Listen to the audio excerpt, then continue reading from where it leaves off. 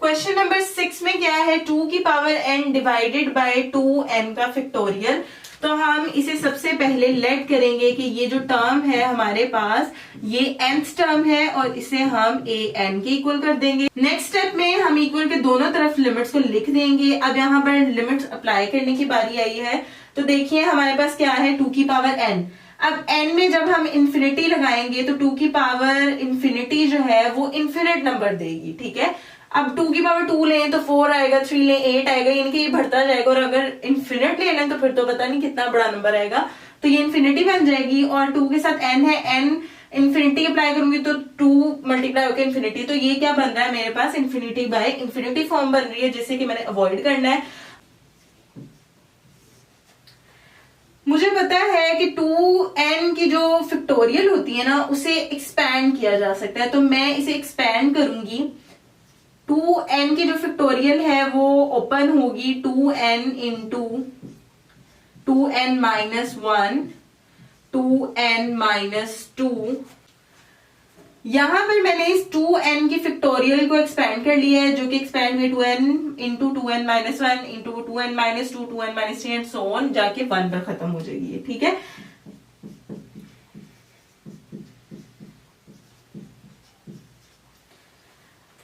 अब मुझे क्या करना है कि सबसे पहले ये ऊपर जो न्यूमिनेटर है ना, इसकी जो इन्फिनिटी है इसको अवॉइड करना है। इसको अवॉइड करने के लिए क्या है कि अगर मेरे पास डिनोमिनेटर में 2 की पावर n आ जाए तो ये कट हो जाएगा और न्यूमिनेटर में 1 बन जाएगा। इस तरह से हम न्यूमिनेटर की जो इन्फिनिटी है इसको अवॉइड कर सकते हैं। अब हम क्या करेंगे, यहाँ पर देखिए मेरे पास 2 तरह की वैल्यूज हैं, ठीक है। ये इवन नंबर है, ठीक है, जिसके साथ हमारे पास इवन नंबर आ रहे हो, जैसे कि ये 2n है, फिर यहाँ पे 2n माइनस 2 है, 2 भी इवन नंबर है, फिर आगे 2n माइनस 4 है आएगा, वो भी इवन नंबर है। तो इवन नंबर्स भी हैं और ओड भी हैं, जैसे कि ये 1 है, 2n माइनस 1 है, 2n माइनस 3 एक ओड नंबर है, तो ये पूरी वैल्यू ओड को रिप्रेजेंट कर रही है।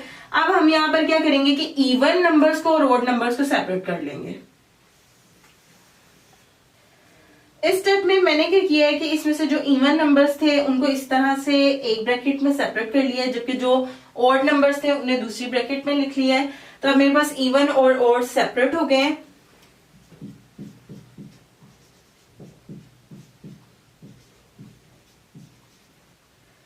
यहां पर देखिए कि हमारे पास इन सब में जो इवन नंबर्स थे उनमें 2 है, ठीक है। ये 2n है, फिर 2n माइनस 2 है, इन दोनों में भी 2 कॉमन आ रहा है, 2n माइनस 4 है, इन दोनों में भी 2 कॉमन है, और लास्ट वाली टर्म में भी 2 है, यानी कि यहाँ मौजूद हर टर्म में 2 मौजूद था। तो मैंने क्या किया, यहां से हर टर्म में से 2 को कॉमन ले लिया, ठीक है। यहां पर देखिए n के साथ जो 2 था उसको साथ सेपरेट कर लिया, फिर 2n माइनस 2 में से 2 कॉमन लिया तो ये 2 इंटू n माइनस 1 बन गया। यहां से 2 कॉमन लिया तो 2 इंटू n माइनस 2 और लास्ट में 2। अब यहाँ पर देखिए कितने 2s हैं, 1 2 3 सो ऑन चल रहा है और n पे 2 है, तो मैं इसको एग्जैक्ट नहीं बता सकती है कितने 2 है। तो ऐसे नंबर को हम लिखते हैं 2 की पावर n, यानी कि यहाँ पे जितने भी 2 हैं वो n टाइम है। हमें एग्जैक्ट नहीं पता कि कितनी दफा लिखे हुए हैं, क्योंकि यहाँ पे ये सोन चल रहा है, तो हम कहेंगे ये n टाइम्स। इनमें जितने भी 2 थे उसे मैंने यहाँ पर कॉमन ले लिया। अब मेरे पास ये कितने 2s थे, 2 की पावर n, तो मैंने 2 की पावर n की शक्ल में से कॉमन ले लिया। अब जब इन सब में से मैंने 2 कॉमन निकाले तो मेरे पास क्या बचेगा, n n minus 1 n minus 2, तो उसे मैंने ब्रैकेट में अलग करके लिख लिया, ठीक है। अब यहाँ पर ये जो चीज थी मेरे पास वो मैंने वैसे ही लिख ली, क्योंकि इसमें से कोई 2 कॉमन नहीं आ रहा था, तो इसको वैसे ही रहने देंगे। अब यहाँ पर देखिए ये जो 2 की पावर n है ये कैंसिल हो रही है नीचे की 2 की पावर n से।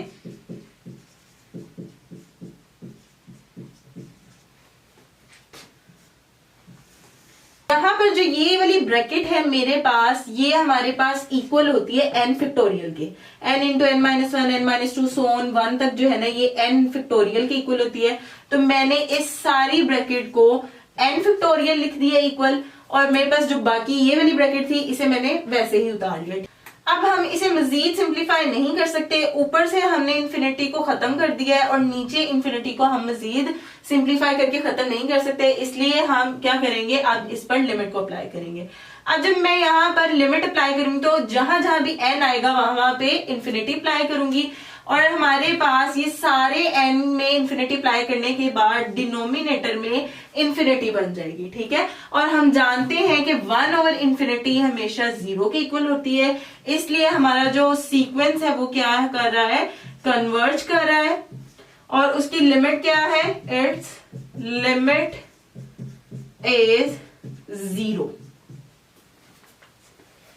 क्वेश्चन नंबर 7 है 3n की power 4 plus 1 divided bye 4n square minus 1। तो सबसे पहले हम लेट क्या करेंगे कि ये जो गिवन टर्म है ये nth टर्म है सीक्वेंस की,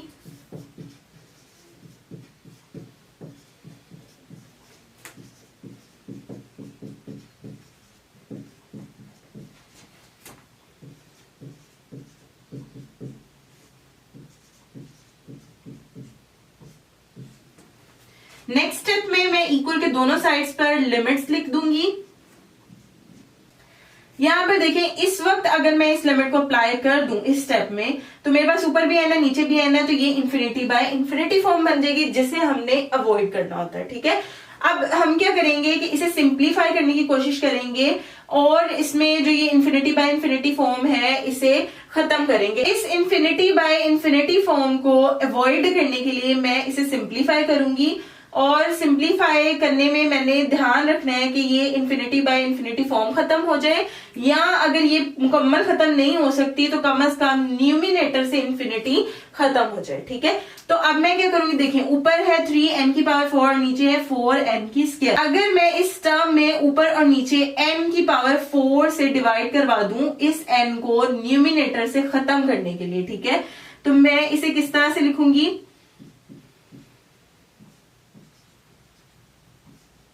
यहां पर न्यूमिनेटर से ये n की पावर 4 खत्म करने के लिए मैंने ऊपर और नीचे n की पावर 4 से मल्टीप्लाई और डिवाइड करवा लिया है।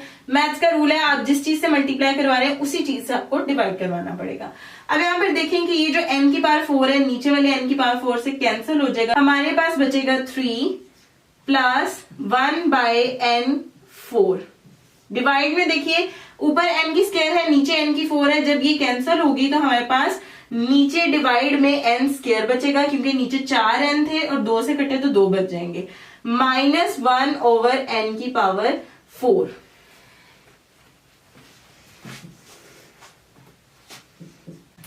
अब जब मैं इसको सिंप्लीफाई कर चुकी हूं तो इस पर लिमिट अप्लाई करूंगी। लिमिट अप्लाई करने से मुझे क्या मिलेगा, ये 3 रहेगा प्लस 1 ओवर n। अब जहां पे भी इस वैल्यू में n आएगा वहां पे हम इंफिनिटी अप्लाई कर देंगे, 1 ओवर इंफिनिटी बन जाएगी। नीचे देखें 4 ओवर n स्क्वायर है तो n स्क्वायर की जगह इंफिनिटी आ जाएगा, माइनस 1 ओवर n की पावर 4 थी तो यहाँ पे भी इंफिनिटी बन जाएगा। अब देखिए हमारे पास क्या है कि 1 ओवर इंफिनिटी हमेशा 0 के इक्वल होती है, तो ये 0 बन जाएगा, 4 ओवर इंफिनिटी भी 0 हो जाएगी और 1 ओवर इंफिनिटी भी 0 हो जाएगी। तो हमारे पास क्या है, ऊपर 3 बचेगा और नीचे 0 माइनस 0 0 आ जाएगा। अब हमें पता है कि हमेशा जब भी डिनोमिनेटर में 0 आए तो वो इक्वल होता है इंफिनिटी के, ठीक है। तो यहाँ पे हमारे पास डिनोमिनेटर में 0 है तो ये किसके इक्वल है, इंफिनिटी के।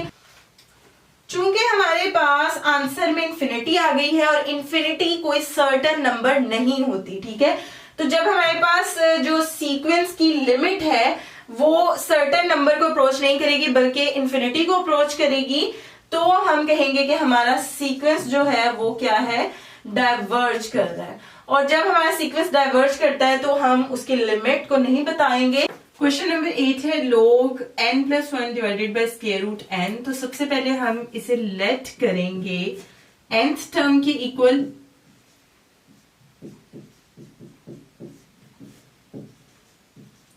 नेक्स्ट स्टेप क्या लेना है,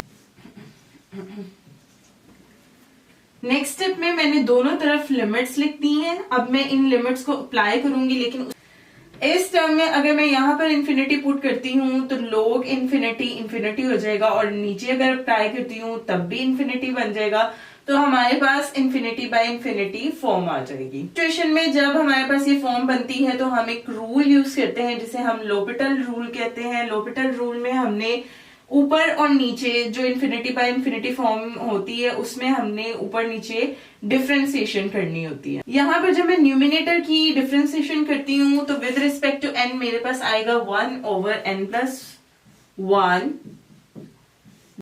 और जब मैं स्क्वायर रूट n की डिफ्रेंसिएशन करती हूँ तो मेरे पास आता है 1/2 इंटू स्क्वायर रूट n। तो यहां पर मैं उसका आंसर लिख दूंगी। जब इस डिवाइड को हम मल्टीप्लाई में चेंज करते हैं तो हमारे पास नीचे वाली टर्म जो है वो उलट जाती है।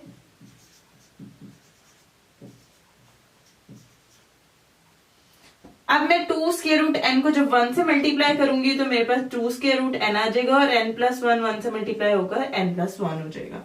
अब यहाँ पर देखें अगेन, अगर मैं यहाँ पर इस स्टेप पर लिमिट अप्लाई कर दूं तो यहाँ पे स्क्वायर रूट n में इंफिनिटी पुट करने से इंफिनिटी हो जाएगा और नीचे भी इंफिनिटी पुट करने से इंफिनिटी हो जाएगा। अगेन हमारे पास क्या है, इंफिनिटी बाय इंफिनिटी फॉर्म बन रही है।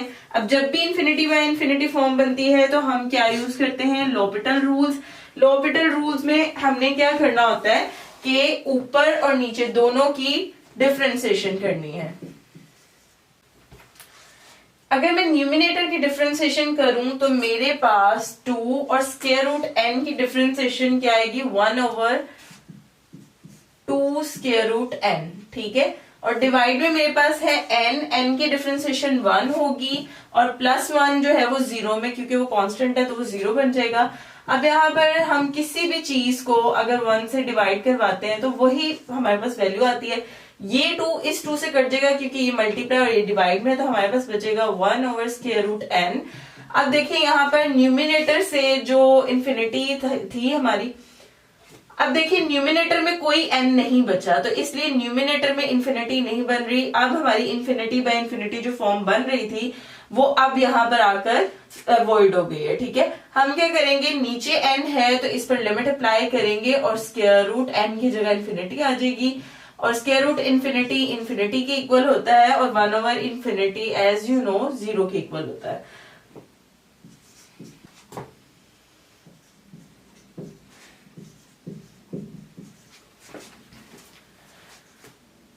चूंकि अब हमारे पास लास्ट टर्म की जो लिमिट है वो इक्वल टू 0 है, 0 एक सर्टेन नंबर है, इसलिए हमारा जो सीक्वेंस है वो कन्वर्जेंट हो गया है।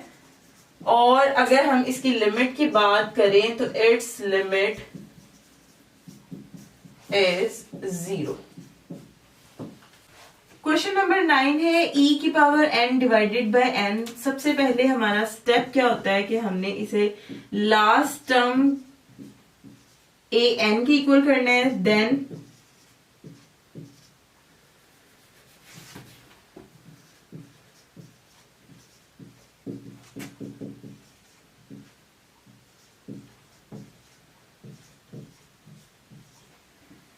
इक्वल के दोनों तरफ लिमिट लिखेंगे। अब हम यहाँ पर देखेंगे कि क्या लिमिट अप्लाई करने से इंफिनिटी बाय इंफिनिटी फॉर्म तो नहीं बन रही।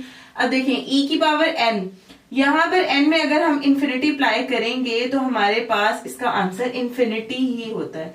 अगर आप एक्सपोनेंट की पावर में इंफिनिटी लेते हैं तो इंफिनिटी के इक्वल आता है। अब ऊपर इंफिनिटी हो जाएगा, नीचे n है, ये ऑलरेडी इंफिनिटी हो जाएगा, तो हमारे पास क्या बन जाएगी, इंफिनिटी बाय इंफिनिटी फॉर्म। हमारे पास इंफिनिटी बाय इंफिनिटी फॉर्म बनती है तो हम एक ही रूल यूज करते हैं, लॉपिटल रूल। लॉपिटल रूल में हमने क्या करना होता है कि हमारे पास जो भी टर्म होती है उसके न्यूमिनेटर और डिनोमिनेटर का डिफरेंशिएट करना होता है।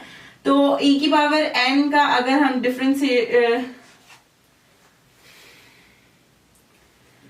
e की पावर n को अगर हम डिफरेंशिएट करते हैं विद रिस्पेक्ट टू n तो हमारे पास आंसर में e की पावर n ही आता है। और यहां पर हम इसका आंसर लिख लेते हैं, n को अगर डिफरेंशिएट करेंगे तो 1 आ जाए।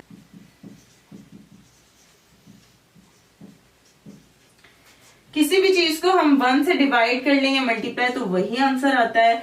अब इसे मजीद सिंप्लीफाई हम नहीं कर सकते और ना ही हमारे पास ये इंफिनिटी बाय इंफिनिटी फॉर्म बन रही है।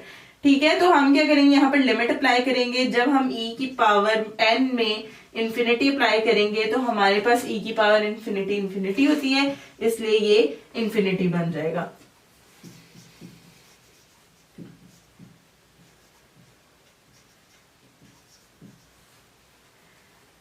तो हम कह सकते हैं कि हमारे पास जो nth टर्म की लिमिट है वो क्या आ रही है, इंफिनिटी आ रही है, जिसकी वजह से हमारा जो ये सीक्वेंस है वो डाइवर्जेंट है।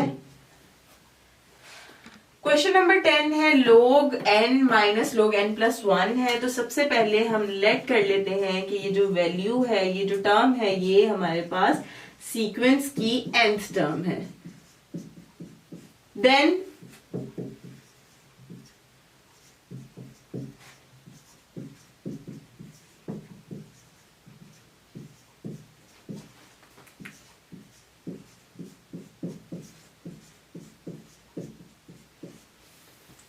नेक्स्ट स्टेप में इक्वल के दोनों तरफ मैंने लिमिट लिख ली है। अब मैं क्या करूंगी, यहां पर लिमिट अप्लाई करने से पहले देखिए log a minus log b यानी कि दो वैल्यूज पर log हो, और अगर हम उस log को कॉमन ले लें तो ये जो दरमियान का माइनस होता है ये डिवाइड में चेंज हो जाता है। अब यहाँ पर देखिए, यहाँ पे भी हमारे पास दो वैल्यूज पर log लगा हुआ है। तो अगर इस log को हम कॉमन ले लेते हैं तो देन हमारे पास ये जो दो वैल्यूज है n एंड n प्लस 1, इनके दरमियान का ये जो माइनस है वो डिवाइड में चेंज हो जाएगा। इस वैल्यू पर लिमिट अप्लाई करने के लिए मुझे इस log को बाहर लिखना पड़ेगा और लिमिट को अंदर, ताकि ये शो हो सके कि ये जो लिमिट मैं अप्लाई करने जा रही हूं वो इस वैल्यू पर अप्लाई कर रही हूं, which is n divided by n plus 1। अब हम क्या करेंगे, जब लिमिट अप्लाई करने से पहले देखिए, अगर मैं लिमिट अप्लाई करूं तो ये इन्फिनिटी बाय इन्फिनिटी फॉर्म बन रही है। तो इन्फिनिटी बाय इन्फिनिटी फॉर्म जब भी बनती है तो हम एक रूल यूज करते हैं, विच इज लोपिटल रूल्स। लोपिटल रूल में हमने न्यूमिनेटर में n है तो n की डिफरेंशिएशन 1 होगी और डिनोमिनेटर में n की 1 हो जाएगी, जबकि प्लस 1 0 हो जाएगा। ठीक है, तो ये हमारे पास क्या आ रहा है, 1 बाय 1। अब यहां पर कोई n नहीं है तो लिमिट अप्लाई कर भी दें। अब देखिए हमारे पास 1 बाय 1 है, n मौजूद नहीं है तो लिमिट अप्लाई नहीं होगी, इसलिए लिमिट को हम नहीं लिखेंगे। 1 डिवाइडेड बाय 1 कर दें तो 1 आ जाएगा और log 1 जो है वो आंसर 0 देता है। लिमिट ऑफ a n हमारे पास यहाँ पर 0 है। 0 एक सर्टेन नंबर है, इसलिए हम कहेंगे कि हमारा जो सीक्वेंस है वो कन्वर्जेंट है। और अगर हम उसकी लिमिट की बात करें तो जैसे मैंने बताया कि लिमिट है 0, तो इसलिए हम लिखेंगे इट्स लिमिट इज 0।